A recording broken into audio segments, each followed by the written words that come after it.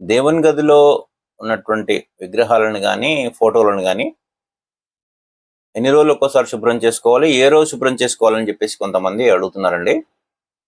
ఎన్ని రోజులకు ఒకసారి శుభ్రం చేసుకోవాలని ఏంటంటే, రోజు చేసుకుంటే చాలా సంతోషం. రోజు వీలు కానప్పుడు కనీసం వారానికి ఒకసారి చేసుకోండి.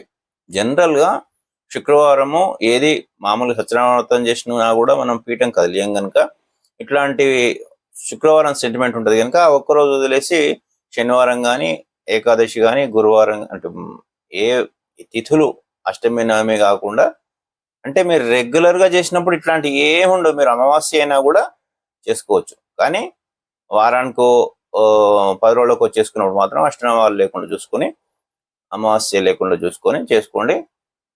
తర్వాత వారాల్లో ఏ వారమైనా కూడా ఏం పర్వాలేదు.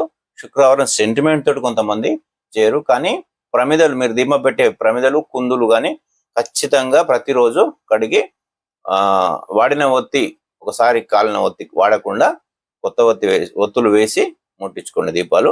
అందరికీ ఆ పరమేశ్వరుని ఆశీస్సులు.